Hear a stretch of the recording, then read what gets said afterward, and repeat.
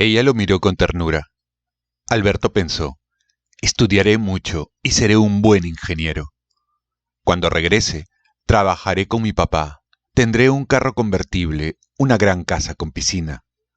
Me casaré con Marcela y seré un don Juan. Iré todos los sábados a bailar al Grill Bolívar y viajaré mucho. Dentro de algunos años ni me acordaré que estuve en el Leoncio Prado. La ciudad y los perros, de Mario Vargas Llosa. Por supuesto no viajé a París.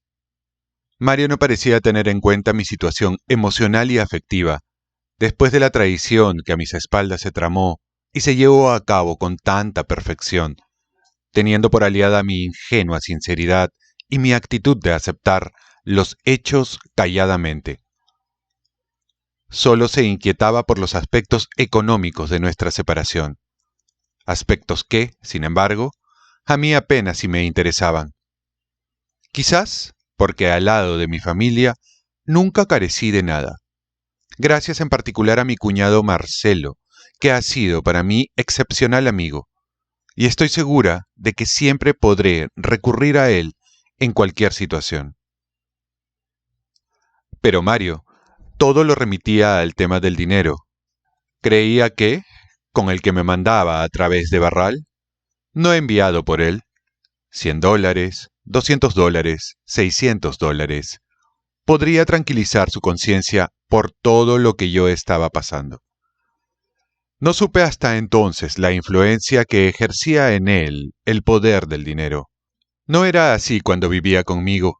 A pesar de haber pasado tan poco tiempo, tal vez ya lo era, pero yo no me daba cuenta por estar más preocupada en conservarlo que en observarlo o esquilmarlo. En todas sus cartas, el dinero era su tema favorito. En ninguna me preguntaba cómo me sentía yo, si estaba saliendo del mal trance, si estaba tranquila. Eso no le interesaba. Solamente se preocupaba de la parte económica. Y según parece, esto es mucho más acentuado en él. Desde que nos separamos, o quizá mucho antes, dejé de interesarle como ser humano, como persona que tiene sentimientos, que respira, que amaba y que necesitaba vivir en paz. Su egoísmo salió a flote con mucha más intensidad. Qué equivocado estaba al pensar que podría comprar mi corazón. Si actué como lo hice, fue porque lo quería. Cuántas escenas tan tristes se hubieran evitado si hubiera tenido la valentía de hablar de frente. Pero no, conmigo eso no se podía. Mientras estuve a su lado, nunca reconoció que su silencio era lo que producía mi enojo, mi inestabilidad. Que la mentira es mucho más cruel que la verdad simple y desnuda, sobre todo si no se está acostumbrada a vivir en ella. Qué distintos éramos, y tantos años tuvieron que pasar, tantas lágrimas tuve que derramar para darme cuenta. Como no hay plazo que no se cumpla y deuda que no se pague, llegó el día de la operación. Entré al quirófano caminando, rechacé la camilla. Tenía miedo y creo que en el fondo de mi alma deseaba dormir y no despertar de la anestesia. Era tan poco lo que me ofrecía la vida. Seguía amando tanto a Mario y estaba tan lejos de mí, tan inalcanzable. Costó mucho para que me hiciera efecto la anestesia. Los médicos se miraban extrañados. Veían entrar gota a gota el líquido en mis venas, pero era lo mismo que agua destilada. Mi estado nervioso era mi peor enemigo. No me dejaba dormir. Después de mucho rato, le dije al anestesista, Jimmy, creo que esto ya hace efecto. Te oigo como si estuvieras lejos. A lo que me contestó riendo, ya era hora, estaba dispuesto a darte un golpe en la cabeza para dejarte inconsciente. Me pasó algo muy raro, mi mente seguía trabajando. Los oía hacer los preparativos y comentar mi dificultad para entrar en ese sueño que es parecido al de la muerte. Quería hablar, decirles que aún no estaba dormida, que esperaran, pero no podía. Sentí cómo me amarraban las manos y piernas, y no me acuerdo más. Cuando desperté, mis padres y mis hermanas me observaban con temor y ansiedad. Entonces pedí a Dios que me sacara de aquello. Demoré demasiado en recuperar la lucidez.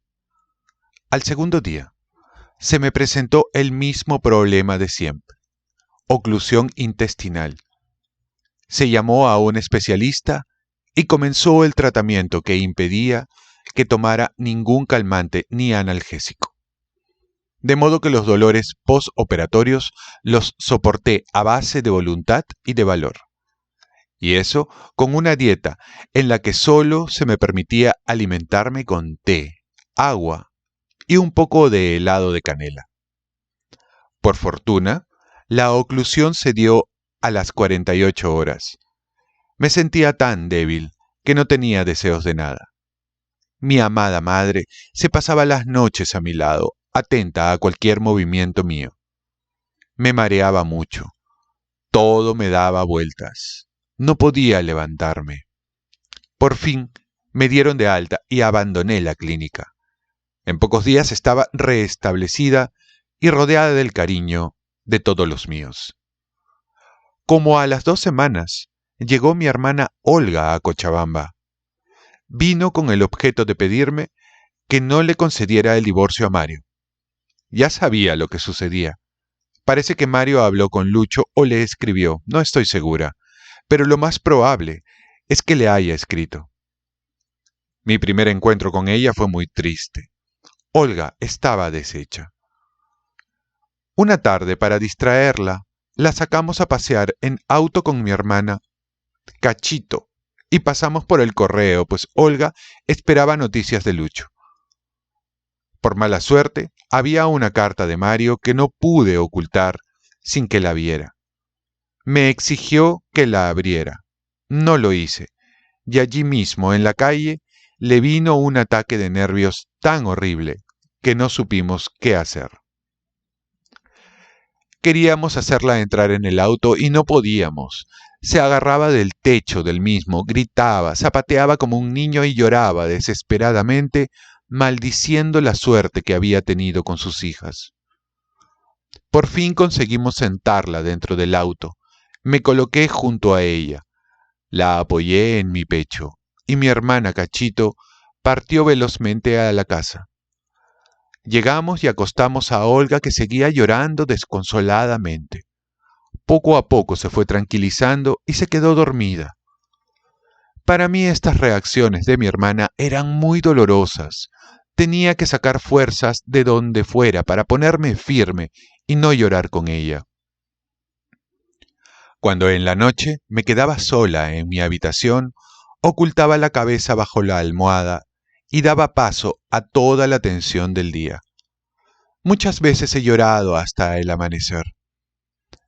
Pero durante el día nadie me vio llorar ni quejarme de nada, ni hacer un solo reproche a nadie. Un día, armándome de valor, le dije a Olga que teníamos que hablar. Ella no podía seguir así, se enfermaría. Le hablé largamente, haciéndole comprender que tenía que aceptar los hechos. Tenía que hacerse a la idea de que su hija se casaría con su primo hermano. Me refutaba con enojo todo lo que le decía. Repetía una y mil veces que no lo aceptaría, prefería verla muerta. Entonces reaccioné con furia, un enojo que me salía de adentro. Gritándole le dije, cállate, no hables así, Dios puede castigarte. ¿Qué sacas con ponerte en esta posición tan intransigente? Es tu hija, yo solo soy tu hermana, y bien sabes que una madre no tiene límites para perdonar a sus hijos. Se casarán, Olga, y tendrán hijos que serán tus nietos. ¿Para qué esperar hasta entonces, si puedes perdonar ahora sin hacerte daño, tú ni hacérselo a Patricia? Ella te necesita, no la dejes sola. Me miraba como con la mente ida, con ojos que parecían no verme, y me repetía, no puedo, y no puede ser que tú me digas esto. Tú me dices que mi hija se case con tu marido. ¿Cómo es posible, Julita? No lo acepto. Me muero de vergüenza. ¿De qué estás hecha, hermana? Yo le contestaba, estoy hecha de lo mismo que tú. A mí también me costó aceptar la verdad, pero ya lo hice. Pon tú también los pies en la tierra, no ocultes la cabeza como el avestruz en los momentos de peligro y enfrenta la vida, ayuda a tu hija. Regresarás a Lima y asistirás al matrimonio cuando Mario esté libre. No me pidas más que no inicie el divorcio, porque lo haré, Olga. Te juro que lo haré. Y ya no nos martiricemos más, por favor. No exijan tanto de mí. Soy un ser humano, no una máquina. Quiero vivir en paz. Quiero olvidarme de todo esto, de este maldito mal sueño. Déjenme tranquila, por favor. Salí de la pieza. Ya no podía seguir abogando por quienes no lo merecían. No pensaba en ellos, sino en Olga. Tenía que sacarla de esa postración que tanto mal le estaba haciendo y la hundía cada día más en un abismo que la iba devorando. Pero yo también estaba en el límite de mis fuerzas. Por momentos creía que perdería la razón. Ya no podía más. Todos me presionaban para que no diera el divorcio, para que no cayera esa vergüenza en la familia. No tenía por qué ser yo quien defendiera el honor de una familia. Yo no provoqué esa situación y me mantenía en mi promesa. Además, ¿qué sacaba con llevar ese apellido si no lo tenía a él? En esos momentos, el mío era mucho más conocido. Yo llevaba y llevo el de una familia tradicional de Bolivia. Mario era completamente desconocido. Aquí nadie sabía todavía del famoso escritor.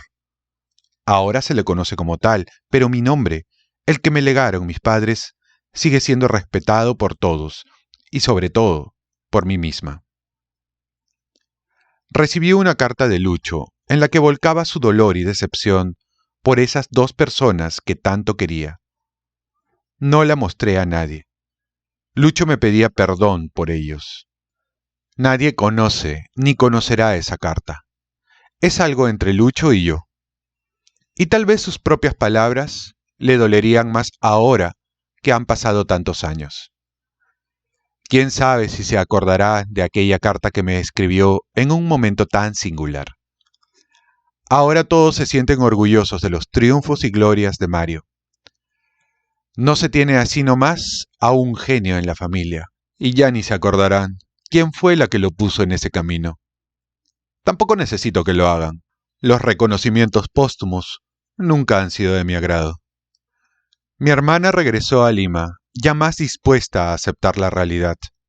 Al menos, hice todo lo posible porque así fuera. Ella y Dios son testigos de que digo la verdad. Nunca le dije nada ofensivo de su hija o de mi marido. Nunca se me escuchó una palabra de censura hacia ellos. Tal vez hice mal, no lo sé.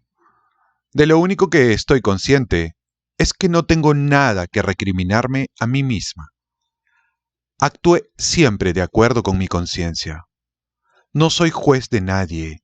No vine al mundo para eso. Si alguien tiene que juzgar nuestros actos, ya lo hará a su debido tiempo, y él sabrá cómo. Aparecieron las primeras críticas de La ciudad y los perros. Los militares en el Perú reaccionaron violentamente, quemando cientos de ejemplares en las calles.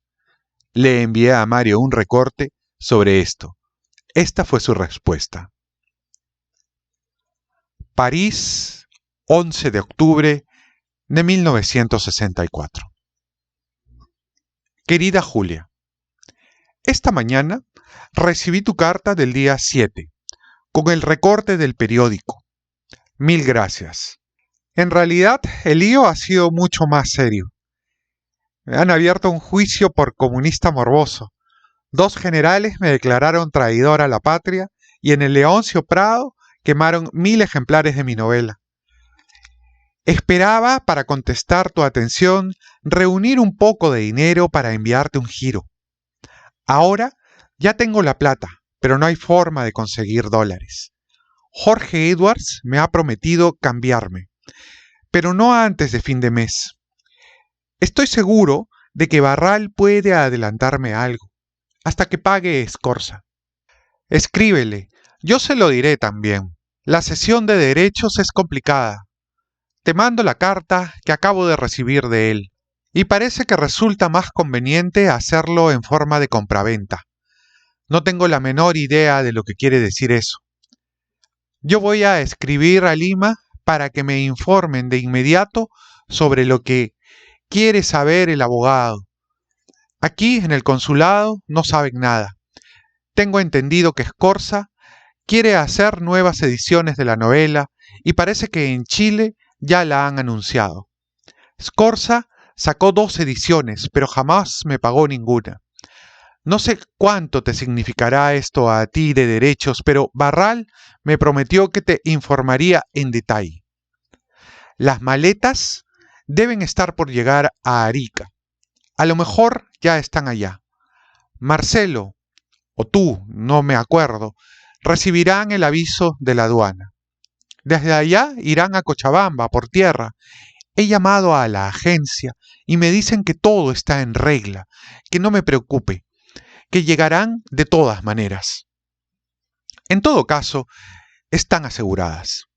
Me parece que te mandé el recibo del seguro. Lo he buscado aquí por todas partes, en vano. En cuanto a las cartas y las fotos, te las despacharé pronto. Tengo que encontrarlas primero. Como tú sabes, mi querida Julia, el orden y yo somos antiguos enemigos. También hablé con Carmen y Josette. No hay problema para el envío de sueldos. Lo del Quai d'Orsay me mandaron un recibo y lo devolví, falsificando tu firma. Son 339 francos nuevos. Espero que me manden el cheque. Te despacharé eso con $200 que te iba a mandar. Si necesitas más plata, con mucha urgencia, avísame. ¿Más plata de él? Si nunca me dio de la suya. Sé que le escribiste a Olguita una carta muy linda, Julia.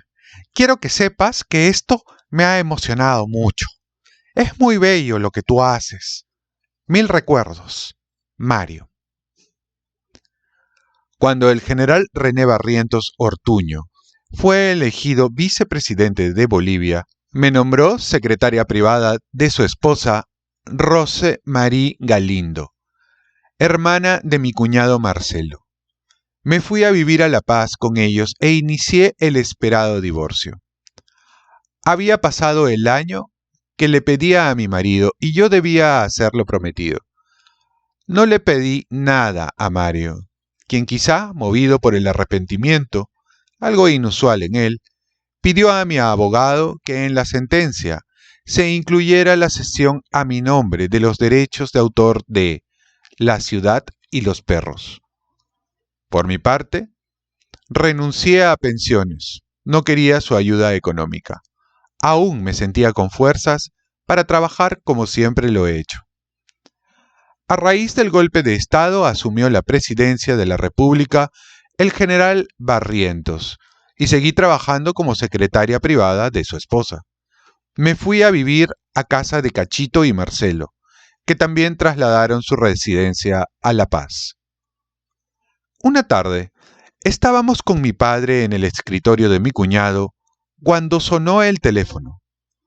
Era una conferencia para mí desde Lima. Llamaba Varguitas. Con mano temblorosa, tomé el teléfono y me emocionó mucho escuchar su voz. Como Patricia había nacido en Cochabamba, necesitaban su certificado de nacimiento para casarse y me pedían que se los mandara. Esta falta de tacto, abuso de confianza y hasta cinismo me indignaron. Le contesté en forma cortante que vería la manera de hacerlo. Bien podría haber pedido el certificado al cónsul del Perú, pero no a mí. Mi papá era una sola furia. Al día siguiente me puse en contacto con familiares en Cochabamba y pedí el documento que necesitaban. y en 3 días se los envié con mis mejores deseos de felicidad. Solo faltaba que me invitaran al matrimonio o que me nombraran madrina de la boda. Ellos eran muy capaces de hacerlo. Contra todos sus ideales y sus convicciones, Mario se casó por la iglesia. Mi hermana Olga fue a la boda. Ese día, con la imaginación, seguí paso a paso los acontecimientos. Me encerré en mi habitación y pensé en todo lo que estaría pasando en Lima. Sabía que ese mismo día se irían a París a vivir a la Rue de Torton. Qué horrible es saber que la persona que se ama, el hombre que sigue siendo tu vida misma, se esté uniendo a otra mujer. Es como una agonía lenta y abrumadora que no se acaba nunca. Se vive y se muere una y otra vez. Pensaba en lo felices que serían en ese momento. Qué equivocada estaba al creer que ya no tenía lágrimas.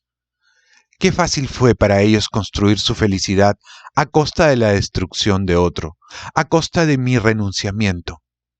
Mario sabía que acepté todo únicamente por su felicidad. Mi amor era más fuerte que lo que podía haber sido mi egoísmo. Pienso que si ahora se presentara una situación parecida en su matrimonio, no creo que su mujer actual, sin ofenderla a ella, actuaría como lo hice yo, sin pensar en sí misma, sino en la persona que se ama. Dejar las puertas abiertas para que él busque otro camino, el que quiera seguir, sin trampas, con juego limpio. No supe defenderme. Mi silencio fue mi peor enemigo o quizás mi cómplice. Pero no cambiaré, ya es tarde para ello. Siempre pensaré en los demás antes que en mí misma, aunque con ello salga como perdedora. Una amiga me dijo una vez que debería cambiar, que con mi forma de ser podría pasar por tonta. Pero si alguien me golpeaba y si éste se caía, yo le daría la mano para que se levantara y me siguiera golpeando. Puede ser que tenga razón, no sé, pero así me siento contenta. Me casé de nuevo algún tiempo después. Fue un matrimonio que nunca debió celebrarse. En primer lugar, en mi interior seguía queriendo a Mario. Y con René no nos entendíamos para nada. Trabajador, pero su forma de ser, de pensar, nada tenía que ver conmigo. Nos fuimos a vivir a Washington, D.C. El general Barrientos le dio un cargo en la Embajada de Bolivia. El trabajo le duró poco, precisamente por su manera de ser. También allí trabajé duramente. Un día me llamó René a mi oficina para decirme que habían llegado mis sobrinos. Mario y Patricia habían llamado a casa. Nos esperaban en el hotel. Para mí fue un sacudón tremendo. No los había vuelto a ver. A ella, desde que salí del Perú para París, y a Mario, desde que salió de París al Perú. Disimulé la enorme emoción que sentía y fuimos con René a buscarlos. Los dos me besaron y demostraron alegría al verme. Ella me seguía llamando tía Julia. Realmente no sabía qué pensar, cómo calificarlos. Para ellos no había pasado nada. Todo era perfectamente normal. Eran dos cariñosos sobrinos que querían saludar a la tía, a quien no veían hace tiempo. Dimos algunas vueltas por la ciudad y los dejamos en el aeropuerto. Sentada al lado de Patricia, sentía emociones contradictorias. No podía precisar si me alegraba o no de verla. A Mario evitaba mirarlo y dirigirle la palabra. En realidad, no encontraba de qué hablar. Por primera vez en mi vida estaba muda. Gracias a Dios, llegó la hora de partida del avión y se fueron. El beso de Mario me encendió la mejilla, y el de ella me heló la sangre. Pasó el tiempo. Mi matrimonio ya estaba cuesta abajo. Me vine a Bolivia para ver si una separación momentánea lograba componerlo. Pero no hubo caso, nació muerto. Subió al poder el general Juan José Torres, y nos fuimos a vivir a Lima con Cachito y mi cuñado Marcelo. Yo fui contratada por mi buen amigo Javier Silva para trabajar en la Junta del Acuerdo de Cartagena. Mis sobrinos Mario y Patricia estaban en Londres, pero por esos caprichos del destino regresaron a Lima. El día que nos encontramos en casa de Olga, mi hermana estaba mucho más nerviosa que yo. Aparentemente, yo demostraba serenidad. La vida ya me había enseñado a vivir en el disimulo. Interiormente, me sentía morir. Tocaron el timbre y pegué un salto. Eran ellos, sonrientes y felices. Nuevamente cariñosos saludos a la tía Julia. Les respondí cortésmente y me fui a la habitación de mi hermana, pretextando un programa en la televisión que me interesaba. Ni siquiera estaba enterada de lo que daban. Prendí el televisor y me puse a mirar sin verlo, dando la espalda a la puerta de la habitación. Estaba completamente abstraída. Cuando sentí una mano en cada hombro, me volví rápidamente. Era Mario. Me miró y me dijo: ¿Cómo estás, negrita? ¿Cómo te está yendo? Hice un movimiento para retirar sus manos y le contesté: Muy bien, gracias. Te ruego que salgas de aquí y me dejes sola. Lo hizo en silencio. Días más tarde, asistimos con mi cuñado Lucho y Patricia a una conferencia que daba Mario. Nos sentamos juntos. Era divertido jugar a personas civilizadas, cuando en realidad ninguno se sentía cómodo. También fuimos a las carreras. Siempre me gustó jugar a los caballos más inverosímiles, que echaban por tierra todos los estudios de Lucho, quien conocía el pedigrí y las carreras ganadas por cada animal. Bueno, ese día aposté a un caballito que más parecía un burro, pero no les dije cuál era. Comenzó la carrera y yo a gritar a mi caballito. Cuando me di cuenta, Mario gritaba al mismo, que al ganar dio un balatazo de película. Sin decirnos nada, habíamos apostado, bien callados, al mismo animal. ¿Una transmisión de pensamiento? Divertido, ¿no?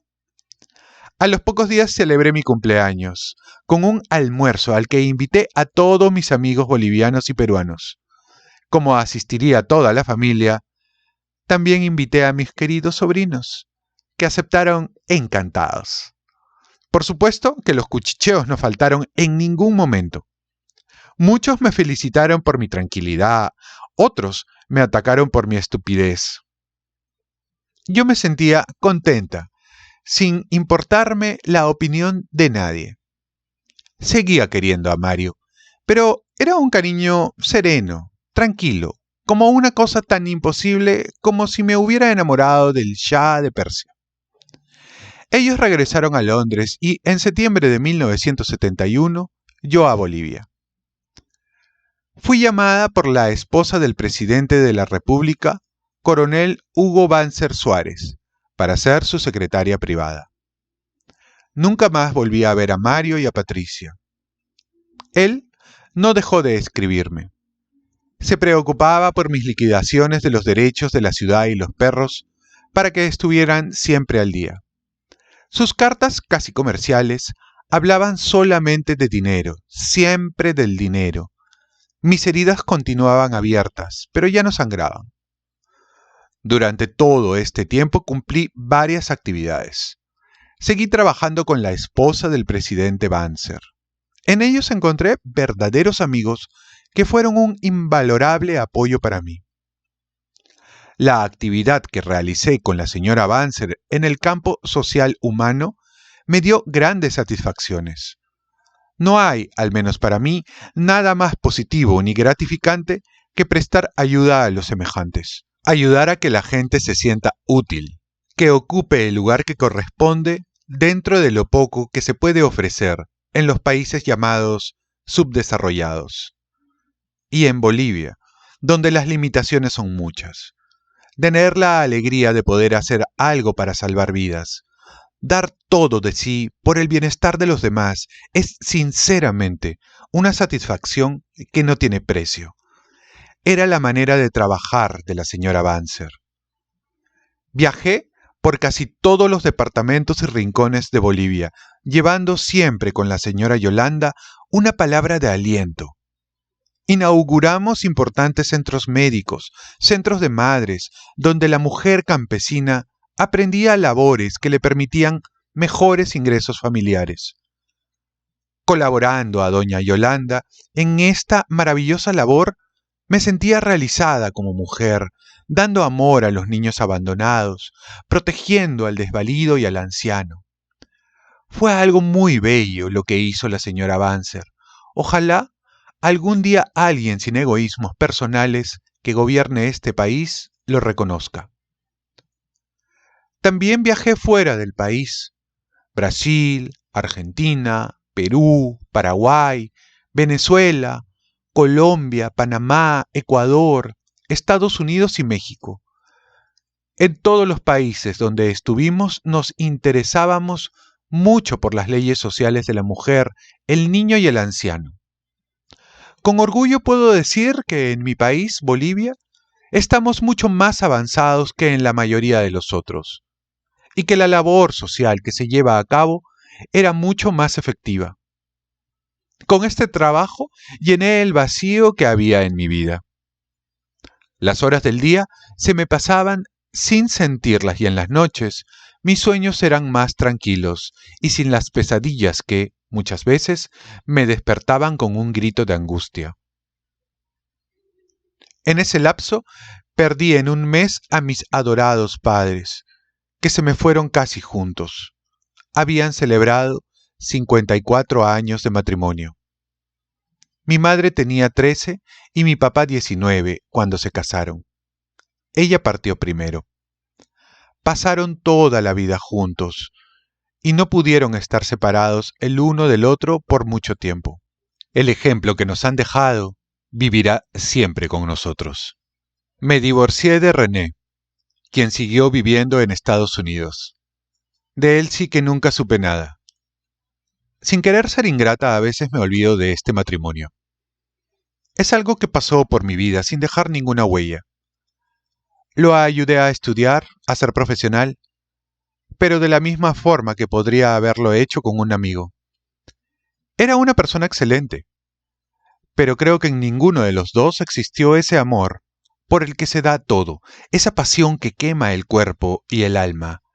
Eso no existió nunca entre nosotros, y los dos lo sabemos. Siempre valoré su amistad. Seguía la carrera literaria de Mario, tanto por los periódicos, que comenzaron a ocuparse mucho de él, como por las noticias dentro de mi familia. Mis sentimientos, como buena descendiente de vascos, seguían vivos. No podía hacerlos desaparecer. Continuaba siendo algo muy importante para mí y leía con avidez todo lo relacionado a él. Buscaba sus libros en todas las librerías. Cuando los encontraba, era como si hubiera descubierto un tesoro, y no los leía, los devoraba.